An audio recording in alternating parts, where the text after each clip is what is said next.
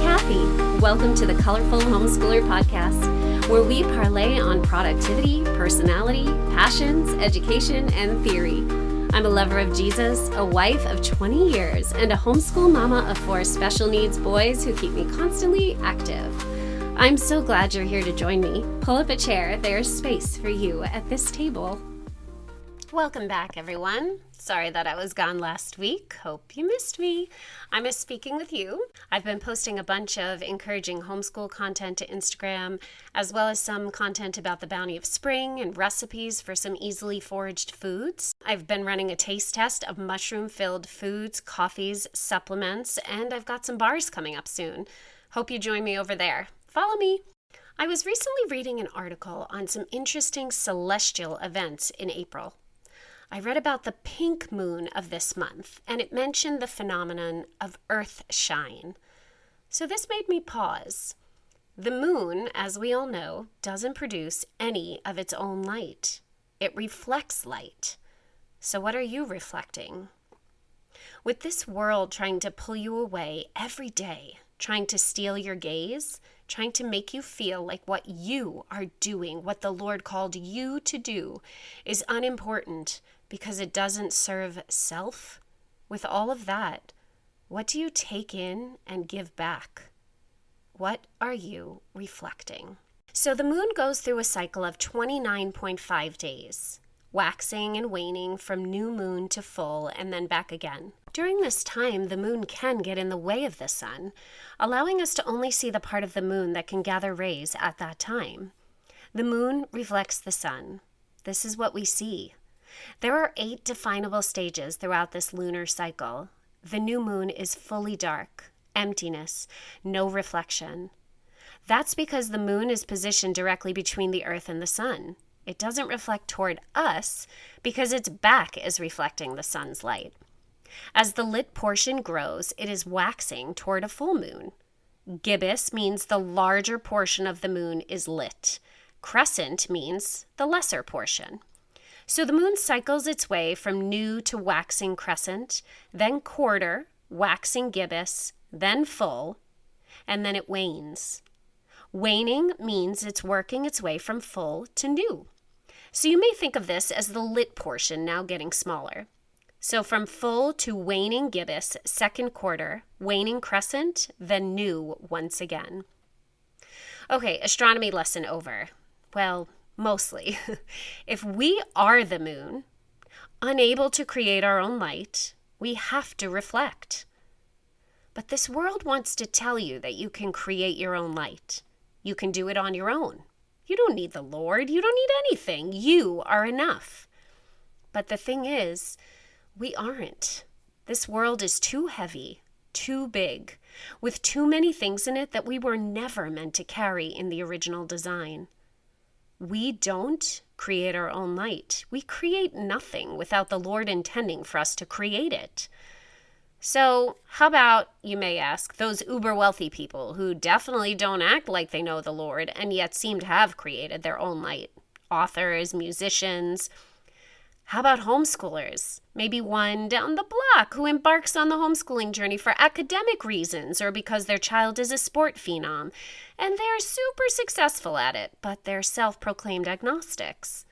Well, why do they light up the room with their successes while you feel invisible? So there's another type of celestial reflection that the moon sometimes holds. This is called earthshine. This is when the sun's light bounces off the earth and reflects onto the moon. But it isn't as strong, of course. It's not direct. So it may dimly illuminate a bit of the dark portion of the waxing crescent a few days after the new moon.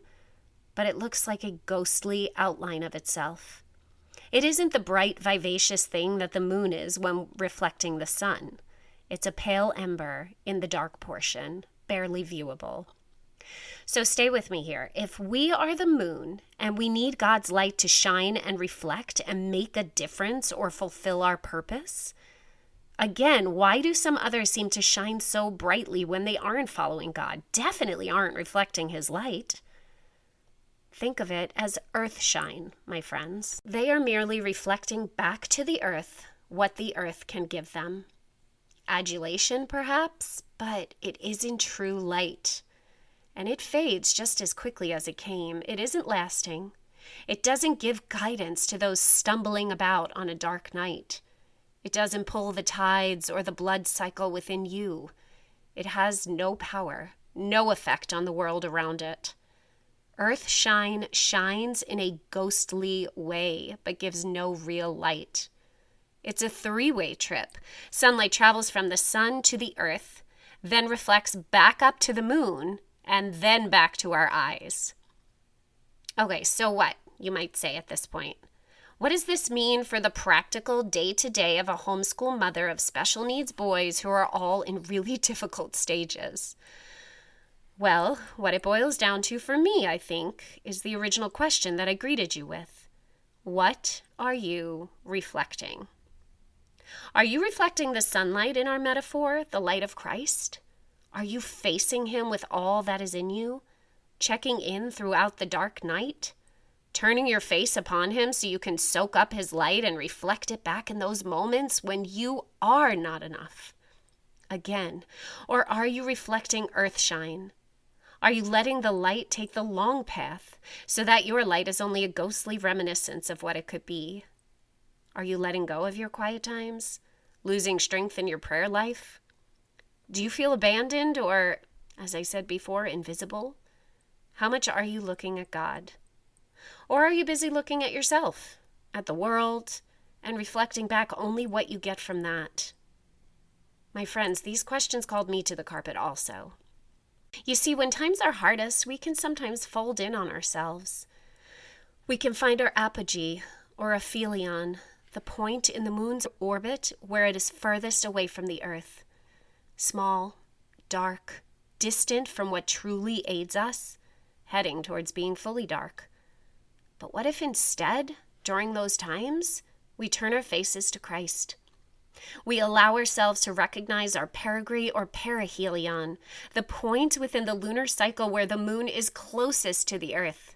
So one more cool thing to understand about these two positions, the apogee and the perigee, or the aphelion and the perihelion. Both can occur when the moon is full. So you can have an apogee with a full moon, making it appear small and dimmer than usual. This is known as a micromoon. Then there's a full moon at perihelion state.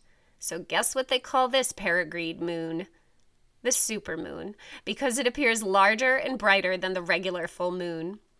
So even in the dark times, when we seek to reflect Christ and stay connected to him, we can achieve that supermoon status, brightly reflective and close to that which gives us genuine succor. As I write this, I'm thinking about Good Friday, about the Savior's death on the cross. Out of all those who had listened to Jesus' teaching and followed him from town to town, laid their clothing in the road for him on Palm Sunday, very few were left at the foot of the cross. Why? Where had the rest gone? In these moments of uncertainty, what had they focused on? Their fear, their confusion. The one they believed was here to set right the world and bring about true justice was now dying. They focused on saving their own lives, survival, on their own grief. If they had focused on the Son, if they had reflected back all of the teachings that they had listened to, would they have been there? Mary, Jesus' mother, definitely reflected back the light of truth that she had been soaking in for some 33-odd years.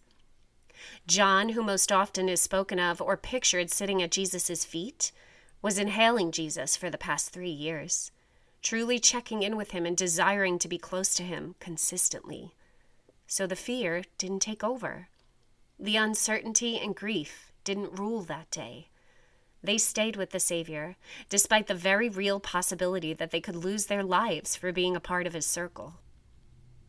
How often do we let fear or uncertainty cloud our vision, lead us away from the feet of Jesus to focus on our own consistently moving finish line? When we let this interrupt us, we are no longer reflecting our Savior.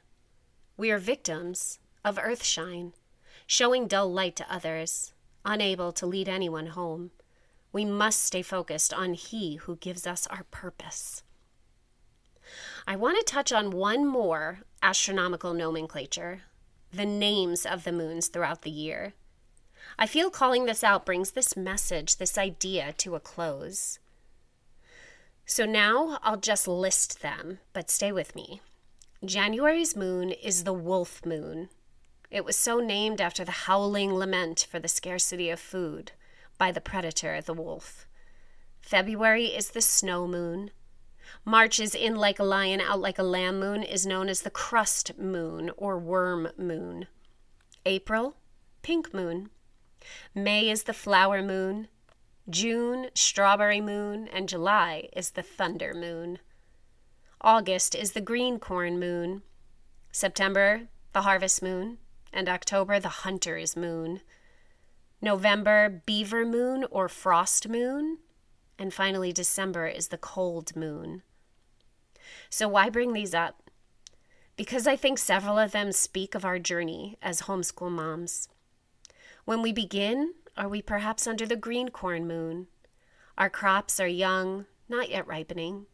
The air is sweet, redolent with beautiful scent. Everything is filled with potential. You can't wait for the harvest, no matter how far off. We continue on in the journey and make it to the pink moon, the flower moon, the strawberry moon. These are filled with color, bright days, budding sunshine. There are hard moments, no doubt, but overall these are years bursting with memories and deepening understanding. But then we come to the thunder moon. The days may seem sunny, but heavy. Perhaps we're getting to upper grades and fear we aren't good enough. Everything is no longer nature walks and arts and crafts. We have to figure out upper-level subjects. Learning challenges rear their heads in greater ways as the demands for self-motivation increase. There's a buildup of stormy weather, and it seems every night the heavy air bursts forth in loud, explosive bangs. We've entered those harder years. I wanted to tell you today I have felt all of this also. Keep going. Don't give up. Say it to myself also in those harder times. So after this, you might find yourself under the wolf moon, howling, lonely, dark, cold, scarcity. We had received some diagnoses, and I felt like no one could understand. I felt like I was completely alone, and I still feel that way sometimes. Schooling was so hard, but I knew it was so right. But at times it felt like a hungry predator seeking out what other parts of me to devour. I could have gone dark, illuminated nothing, and drawn no one to the true home, especially my boys who see me every day, good and bad. But I efforted to stay in the Word, to worship. I struggled and cried or shut down at times, but through it, because I worship Him, because He is worthy, not because of what He does for me, I tried to continue reflecting His light. I lived through the cold moon and the snow moon. The crust moon formed over some areas, closing them off to others because I just couldn't talk about it. But then, the moments where the crocus peeks up through the cold earth. The hunter's moon, as I sought to beat back the predatory wolf trying to eat what makes me, me. I became the hunter as I sought to reflect the Lord. He hunted the enemy's effect on me to beat him down because He gets the victory, the Lord. Through this, there were many happy times. I'm running an Instagram series right now reflecting back on the 10 years. But even though there were happy times, I had to make sure I didn't give in to the fear and the grief of what I had wanted things to be. I reemerged under the beaver moon. So a beaver is an incredible animal. It builds a home for itself before the cold moon comes, working to bring about many adaptations to the cold, changing its diet, growing thicker, fuller fur, layering on fat. How are you adapting to any coming cold moons? Have you built your house properly? Check out episode 18 for discussion on the cornerstone and foundation. What do you need to build your house on? Have you changed your diet, grabbing daily helpings of the Word and worship, spending deep time in prayer? Have you learned from others and surrounded yourself with those who will help uplift you? Again, check out episode 13 for who's on your squad. Just like the beaver growing thicker, fuller fur, this prepares us to reflect the truth to others, even in times of pain. And then the final moon, the one all of us just want to see even before we begin. The harvest moon. What's the ending? What do we get to place in our storehouses? How do we do? Is the long game successful? But we don't get to see that at any other time except when it actually comes. We have to trust. We have to know that we are kneeling at the feet of a God who is always good. If we are reflecting his light to others, believing that he is always good, being pure of heart. In episode 20, I did a beatitude breakdown and what they each mean practically in today's world. If we're doing that, then even when we don't see the harvest yet, and I say that with big capital letters, underlined, highlighted, and exclamation point, and I don't want to hear it from you grammar Nazis because yet is the most important part of the sentence. If we don't see the harvest yet, when we don't see the harvest yet, we know somehow it will all be worth it. Those long, hard days will all be worth it in the end. But you must keep reflecting, my friends. Keep looking to the Lord. Don't let the earth get in the way of what you are meant to do.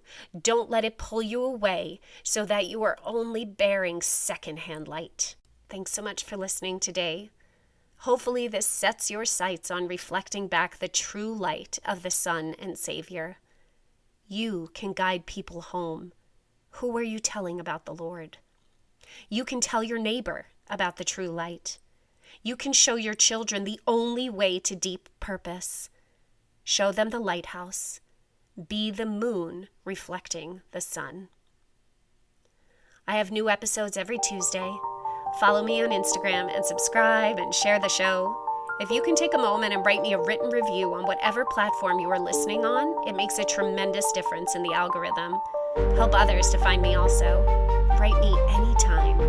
And remember, I mean this truly and completely. I believe in you.